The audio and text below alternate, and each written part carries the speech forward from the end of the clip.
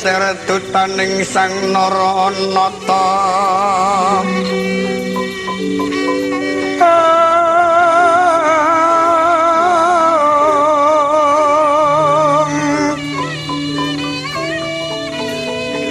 tekaping Prawandawa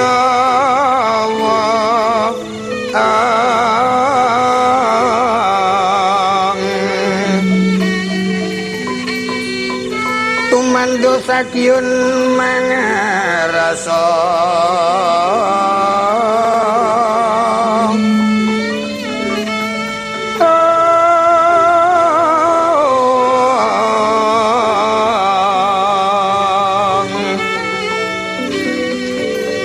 tanana kang kuciwa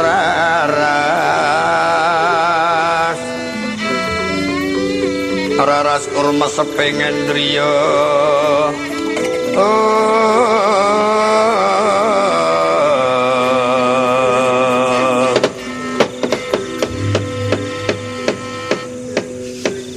ora bakal sinangling ing pandulu kaya Ki Dimas Arjuna ingkang wis ngabiyantara padha kanthi raharja. Kula tampi kanthi bingah Koko Prabu paring pambagya dumateng piswanipun ingkang rayi.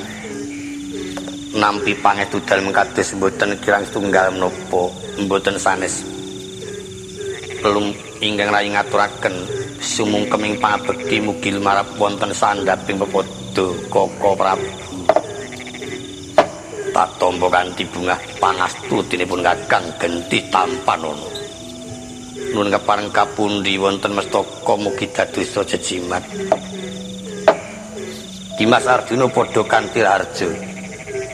Kuwi inggih pangestu dalem Koko Prabu kados mboten kirang setunggal menapa piswanipun ingkang rayi. Sumungkem pangabekti kula kunjuk wonten ngandhap pepodo Koko Prabu tak tampa Yai. Kowe padha slamet Janaka? Iya pangestunipun Rama Penemban Durna kados mboten kirang setunggal menapa. Sungkem pangabekti kula kunjuk wonten ngandhap pepodo. Ya, tak tampa. Aku akhir rasa kene pangastuti.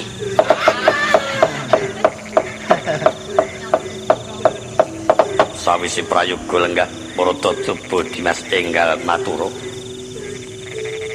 Ingganti prasaja paran kang dadi tarunane.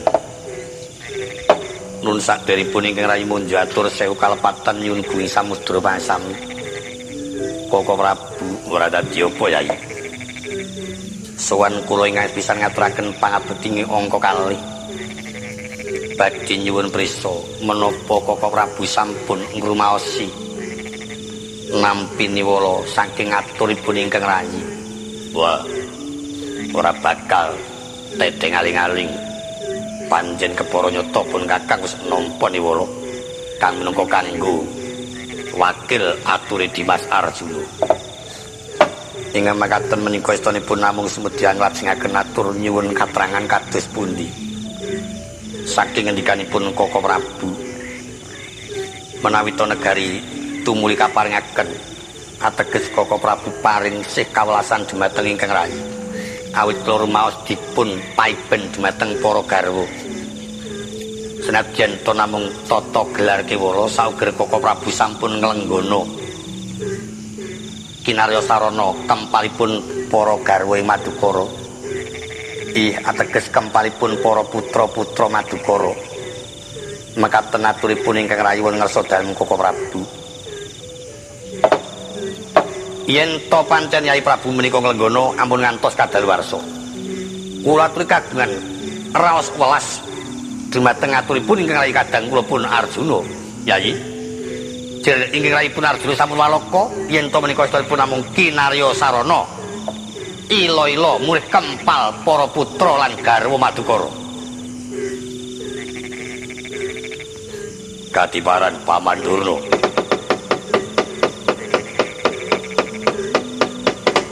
Durna panalinganira lumajaring latri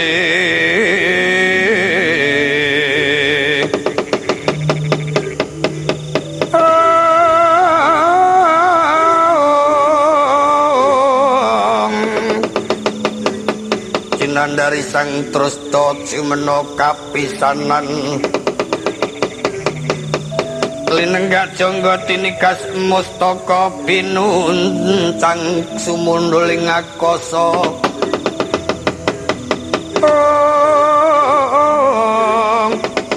ngelingana duk patine sang Esti Tama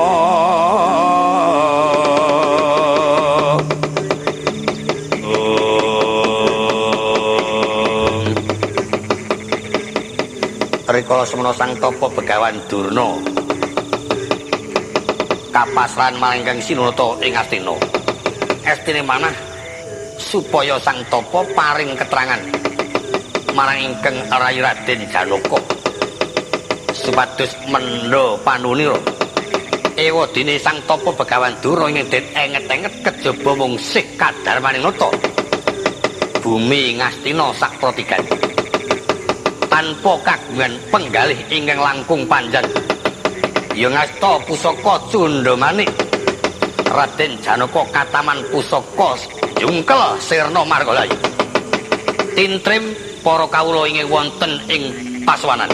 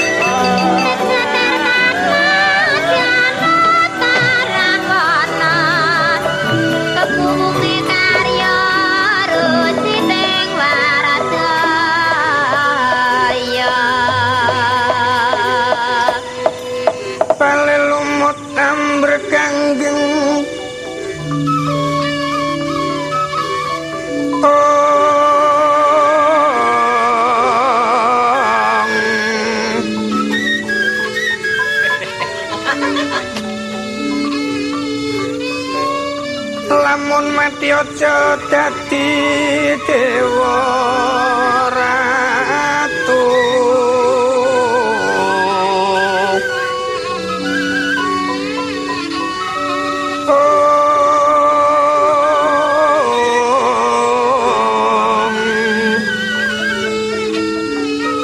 sukma ilang kontrang kantringan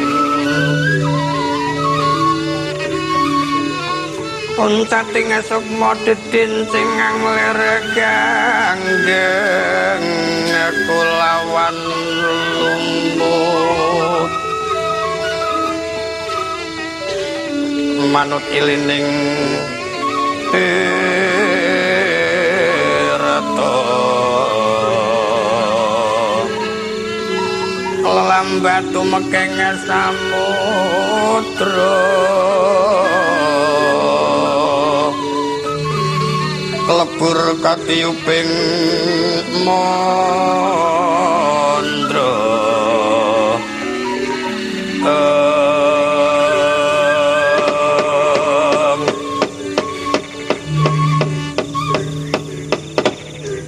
tan wenten sabawani walang alisik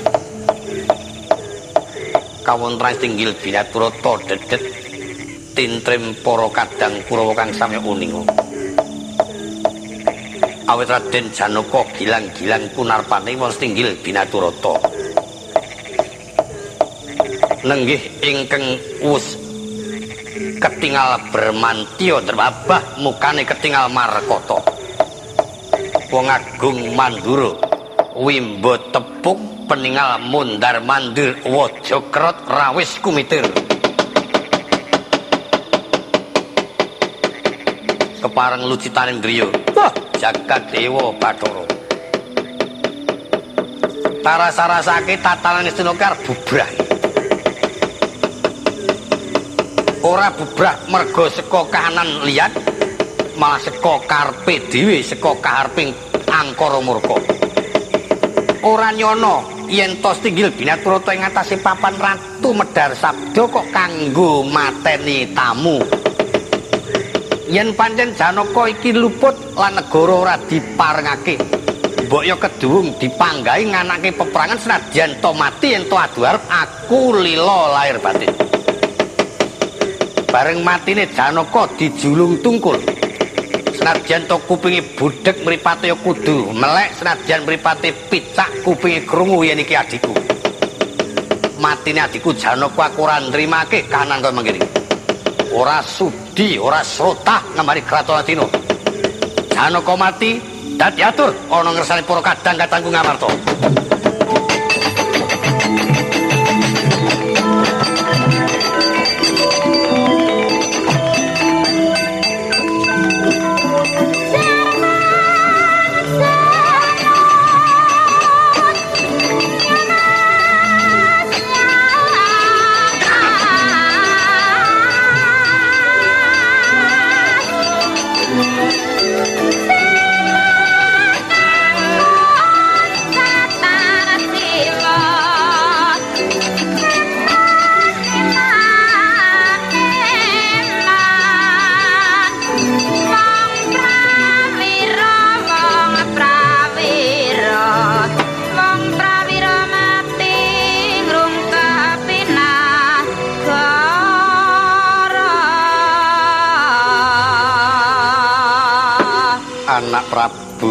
anak Prabu Suyudana kula pawan Kang Rayi Janaka dipun perjaya dening Kakang Durna menika penggalipun anak Prabu kados pundi wah kula mung tansah pitados dumateng Paman Ujung ingkang kula suwun ampun ngantos tembe wingkingipun wonten kedadosan Kakang Durna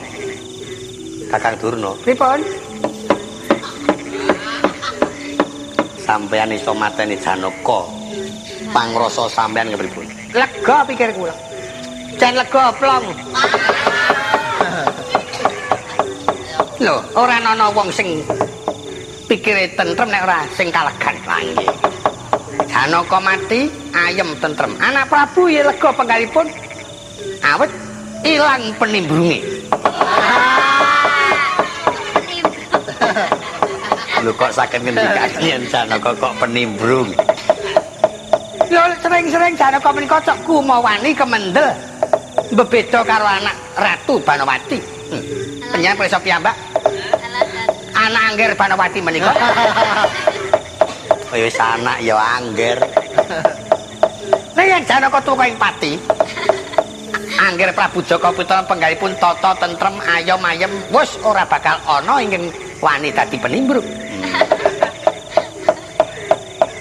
tapi kula aturi menggalih lah inggih mbak sing ingin angka kalih Janaka ilang padha karo Pandhawa ilang kekuatane sesuk ya mungsuh saking mungsuh sing getune napa anggen kula kaya ora nrimakake menika ngatasi Tinggil Binaturata yen to pancen Kakang Durna menika wani adu arep mbok ya mau Janaka ditantang tak tanggung negara tak paringake kowe nggih Janaka nanging yen iso ngalahke bapakmu lho rak panjenengan moncer kok wanine kok saka mburi wong perang niku butuhe menang lah tur pendhita niku luwes anak senopati nglimpe menika jeneng ora wani getih nek pendhita niku luwes saka mburi ya kena kaduar ya kena manjen ya pinter tenan ingin kula kuwatosaken menika yen ngantos Anggernata Mandura menika mangke boten nrimakaken. Lajeng tumrapipun Anggernata Mandura suka ninga dumateng para kadang-kadang Pandhawa lho, menapa boten bodho kalani. Anggernata Mandura kagungan pemanggih mangkat menika ora mukat.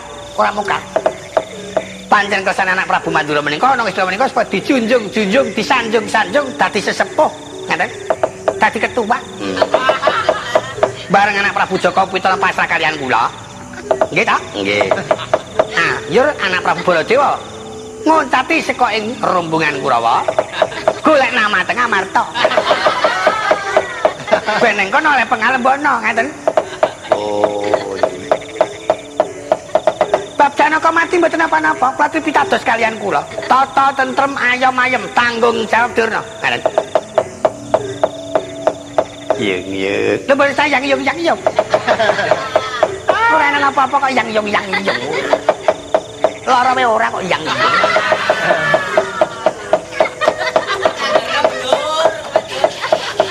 Yen mekaten. Kula sumanggaken wekasanipun pamanuju. Supados Dimas Janaka sageta enggal dipun lebur jagatipun. Tentu badhe kula lebur. Mangke pun bapa piyambak betahipun anak Prabu Jaka Pitana tata tentrem ayem mboten wonten menapa-menapa. Kula bingah badhe nampi bumi sedaya sak protingkat, anak kula Satama badhe sekeca gesangipun. Iya apa Rakyat? Iya Rama, ana ngono. Bumimu calon bakal jembar. Ora mung ngepas omah kaya ngono. Wis ngepas omah terus di pepetake lor pepet kidul nganti kaya sepur. Matur sembah nuwun Rom. Nah ra ngono. Dadi ora perlu kuwatir. Ora perlu kuwatir kan. Kowe bakal tak kepenakake. Iki. Jembar papanmu. Iki. Mengkono? Nek ya kowe kudu sing tetep tresno karo gini.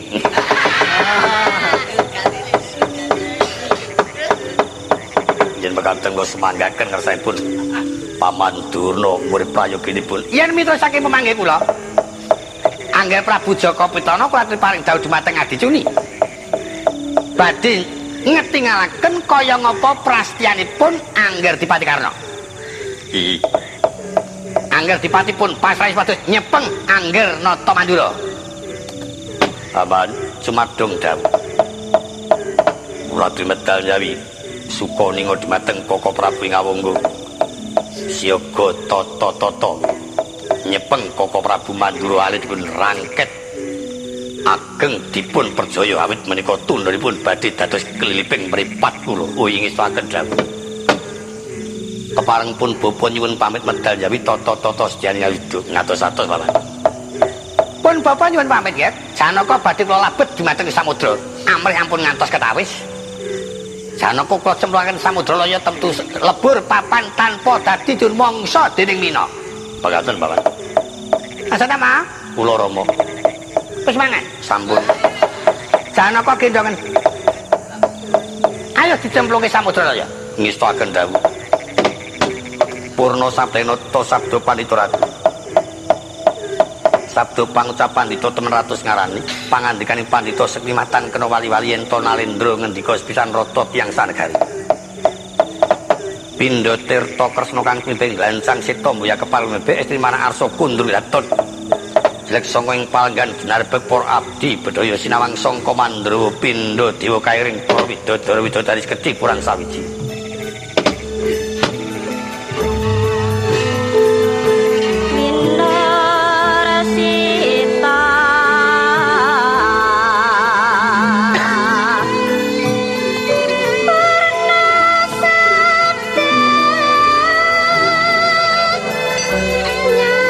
Nyasa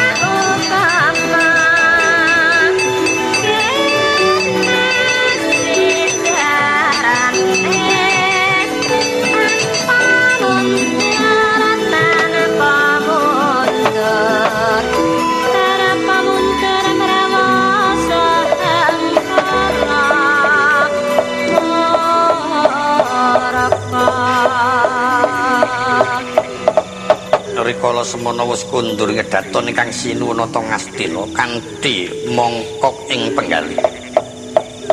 Awit puninga kawontenan Tinggil Binaturata sirnanipun ingkang Rai Raden Janaka. Anglang Wiprabesa Sri Penganti jumangkah Karidana Pratapa. Yen to katitik rengganing pura, genging pura sak arga suta dhuwure ngungkuli pucang lan tirisan. Ingkang kinarya adeg-adeg wesi balitung sirapur ngusari. Nyamating pura pinarian inten bumi gedhe sak kambil katut tabon yen dalu pindha rina yen rina rebut sorot marang Wang Pratanggapati. Ingkang kinartandha tengarane siang lan dalu klangenan dalem peksi jiwa-jiwa. Yen rina samya ngupaya buka yen ta wengi wangsul wonten papanira. Tetebeng kanan lan kiring pinarian gambar manika-nika mawarna-warna kang isen-isening gambar tan prabeda marang gelaring jagat. Pintuning gapura pinarian gambar jaluk lawan wanita kang den entakara lir Sang Hyang Kumajaya tuwin Bathari Rati. Yen pintu menep pindha manten pinanggihaken yen mengokoe bedang sewang-sewangan.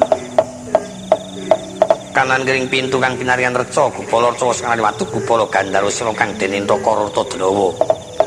Candrane rikma kawan netra kumala untu sloka ilat majingga karna jinara trusing ngrono nglebet pinyaringan marcumbana marcumbani.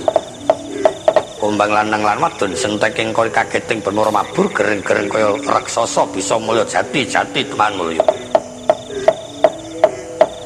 Undak-undakan jerambah akik bang jejubinan. Mergi trusing gedaton kang sinebaran nil pekojo nil cendani sinampar para bedaya pating gelabiar pating selorot. Kardi Kartika sambut pernah. Singkating carita kundur dalem ingkang sinuwun. Kapapak ingkang Rai Sang Padmiwara Dewi Banowati. Samya tata lenggah wonten ing panti bujana. Kembul darek sinambi amrisani langening ngedaton. Ajar srimpi ajar bedaya ing wilangan mbuyakeh mung kawan lajur sisih maneka-neka mawarna-warna. Gongso munya mangrangin keplok pepinjalan Suranggedasih gumer-gumer jeliratun. Sawunya purna nggih nyamrisani para abdi pinaringan dawuh wangsul wonten papan sewang-sewangan nggih samya lumiat. Widagdo pangandikaing nata Purwa Madya Wusana sausnya paripurna. Ratut keprabon ing Narendra ngagem busana pandhita utusan para abdi nyaosaken dupa ratus kawis cimawis dupa tumpang Agni kukuse makantar-kantar meh sundul Antawarta.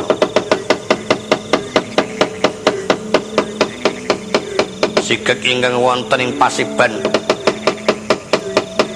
sajroning kedaton kathah para abdi inggih samya marak nampi sabdainata nenggih ingkang wonten ing sakjawining rangkah negaring Astina. Rekyana Patih Sengkuni inggih kala semanten nyaketi barisaning para Kurawa. Pangawining asta pindha kumlebeting dwaja kageting para kadang sentana. Sinawang saking Mandrawa pating bleber candrane pindha Sardala Witrijita.